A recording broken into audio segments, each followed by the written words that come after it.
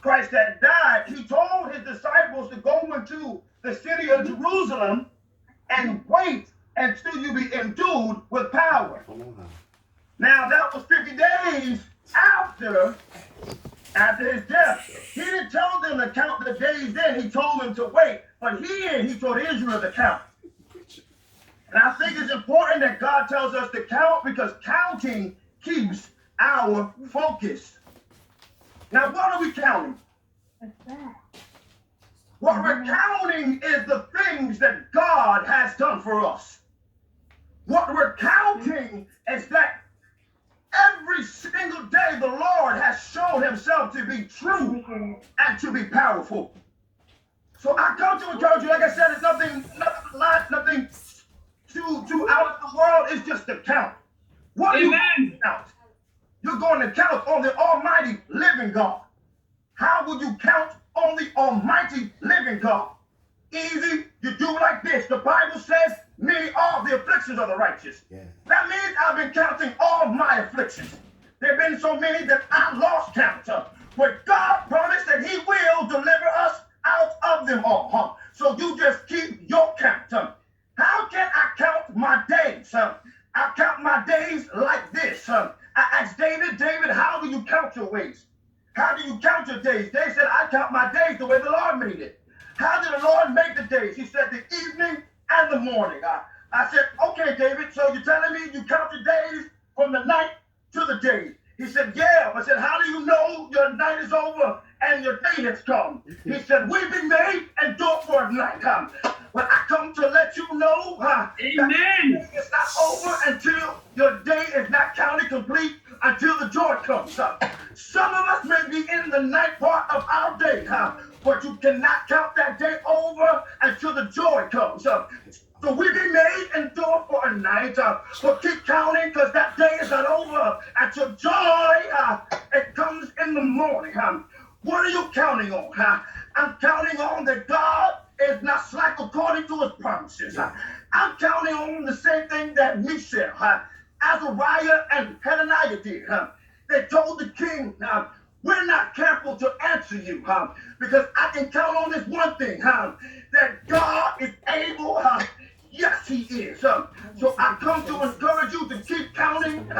And what are we counting on? We're counting on God to do exactly what he said he would do. So come now, let us reason together that God will, he'll do exactly what he promised. I'm counting on the fact that David said, yes, I once was young, and now I'm old, but I've never seen the righteous forsaken, nor a seed begging bread. So count. What am I counting? A lot of times, when children or adults are going through something, when they're in their panic, we tell them to breathe. We tell them to breathe. And we also tell them to count. So I come to let you know, you may be in stressful situations. You may be in a place where it may cause you anxiety. But take your time, breathe, and begin to count. What do you count? Count to 10. How would I count to 10? 1, he woke me up this morning. 2, he put breath in my body. 3, he gave me the activity of my limbs. 4, he put a shelter over my head. 5, there's clothes on my back. 6, there's food on my back. 7, I can call my family. 8, good God Almighty, I'm never alone. 9, I can say that the Lord, he has saved me. And 10, he held my hand and he told me that everything is going to be all right. So I implore you to keep counting. Yes, Lord. That somebody asks you, Michael, why are you so chilled in this situation? I said, I'm waiting. Yes, I am. Who are you waiting on? I'm waiting on the one person that I can count on. Because if I wait on the Lord, He declared that he will renew my strength. I'll be able to mount up with wings of an eagle. I can run and not be weary. Wow. And not faint. So I'm counting on the man who calms the waters. I'm counting on the man who controls the sea. Where's my sister? Kim, I need you because I'm sweating. You there, Lord? But I'm so glad that I can count on the almighty living God. So, I tell you, God is telling us to count. We're in a time where the death toll is going. Now check this out. The Lord didn't say do math. The Lord said count. We mark, that's counting, marking. But not to do math. Because like some of us, when there was a multitude, they had 2 fish and 5 loaves of bread. And the disciples, God, I want to stop. The disciples, they were trying to do the math. They were starting to try to do the math. But God said, Jesus said, give it to me. And I'll show you what Jesus did. Jesus, he took it. He didn't count it, but he blessed it. Yes, he did. He didn't do the math. He blessed it. And next thing you know, he multiplied it. And when he multiplied it, they divided it. And guess what? There was a remainder. So I come to let you know, little becomes much in the master's hands. So just keep counting. Don't do the math, but keep counting. Glory to his name. Keep counting. Because in him, we move, we live, and we have our being. It's because of him I'm learning how to lean and depend on Jesus. He is my friend, and he's my God. If we learn to count and to continue to count, we count on God, he will supply all of our needs according to his riches and glory.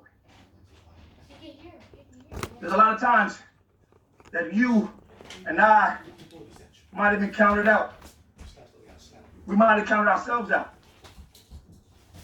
The things in life might have seemed so great that we couldn't take care of it. Sometimes it felt like we was in a wrestling match. We got hit with a suplex. Sometimes somebody got hit with a rock bottom. And we're sitting there pinned. And you begin to hear the count. 1, good God Almighty.